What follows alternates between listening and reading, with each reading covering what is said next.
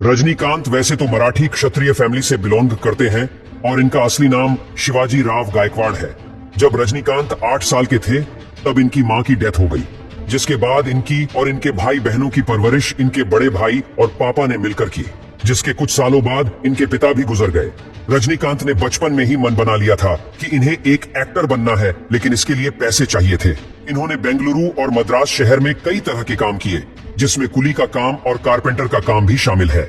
साथ ही काफी लंबे समय तक इन्होंने बस ड्राइवर के रूप में भी काम किया, जिनके साथ साथ इन्होंने अपनी एक्टिंग की भी पढ़ाई की और साल 1973 में एक्टिंग की डिग्री हासिल करने के बाद इन्होंने फिल्मों में अपनी किस्मत आजमाई और 2 साल बाद साल 1975 में इन्हें इनकी पहली फिल्म रांगल मिली, जिसमें इन्होंने विलेन का किरदार निभाया था। जिसके बाद इन्हें फिल्में मिलती रहीं और ये उन फिल्मों में काम करते रहे, जिसमें इन्होंने विलेन के बाद साइड रोल भी किए और आखिरकार एक हीरो के तौर पर अपनी पहचान बनाई। साउथ इंडस्ट्री में सफलता पाने के बाद इन्होंने अपना रुख हिंदी सिनेमा जगत की तरफ किया और 1983 में अंधा कानून फिल्म से बॉलीवुड में डेब्यू किया। बात करें इनकी लाइफ के बारे में तो इनकी पूरी जिंदगी में कई महिलाओं के साथ इनका अफेयर रहा है। इनका पहला अफेयर एक आम लड़की के साथ रहा था।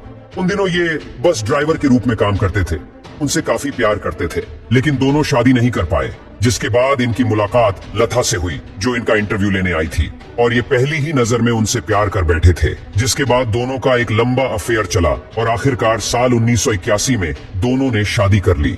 लेकिन शादीशुदा होने के बावजूद इनका एक एक्ट्रेस के साथ रिश्ता रहा था। वो थी अभिनेत्री सिल्क स्मिता, जिसके साथ इन्होंने कई सारी फिल्में की और उसी दौरान इन दोनों के डेट करने की खबरें भी सामने आई थी। दोनों वाकई रिलेशन में थे, क्योंकि रजनीकांत शादीशुदा थे तो इन्होंने इनसे रिश्ता तोड़ दिया और अपनी पत्नी के पास चले गए, जो कि पेशे से एक प्लेबैक सिंगर थी और उन्होंने कई सारे हिट गाने भी गाए थे। रजनीकांत और लता की 2 बेटियां हैं, सौंदर्य और ऐश्वर्या, जहां सौंदर्य पेशे से ग्राफिक डिजाइनर है और इन्होंने अपने जीवन में 2 शादियां की है, जिनमें पहली शादी अश्विन राम कुमार से साल 2010 में की थी और एक बेटे की मां बनी।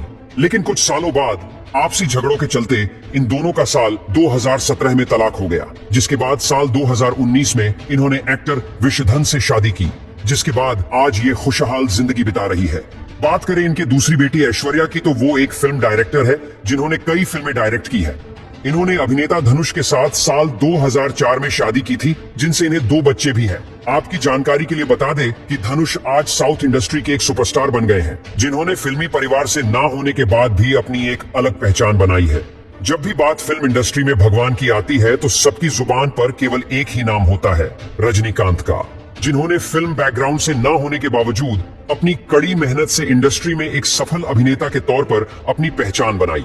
रजनीकांत के फादर शुरू से ही तमिलनाडु में रहे हैं, इसीलिए इनका परिवार तमिल में गिना जाता है, जिसके चलते इन्होंने अपना नाम भी बदलकर रजनीकांत रख लिया था।